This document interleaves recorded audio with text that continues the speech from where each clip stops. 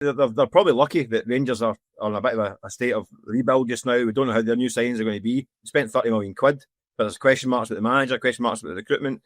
You look at, the way Hibs have started the season and played well in Europe.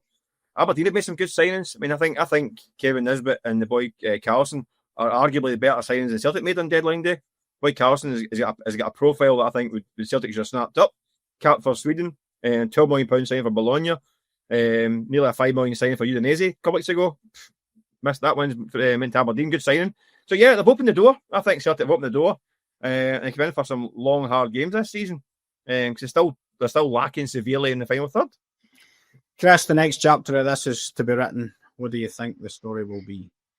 What I think the story should be, first and foremost, from Celtic's point of view, the anger comes from the fan base because it never should have been like this for Celtic from the position of strength which they were in to be in this position now, where, as Mick said, they've left the door ajar to the likes of Rangers and Hearts. There's a real possibility that there will be a close title race this season. And with the mess that Rangers were in, that should never have been the case. Celtic had the opportunity to bury Rangers. Just imagine that the game at the weekend against a Rangers team low on confidence, Brendan Rodgers' first season. It's easy to have throwaway lines, but the Brendan Rodgers first season, that would have been 6-0.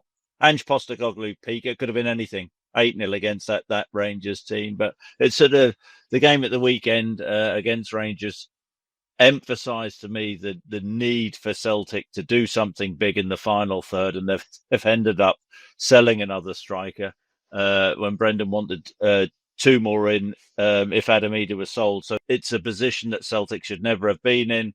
And it's going to be interesting, the Europa League now. How is Brendan going to manage the Europa League and domestic football?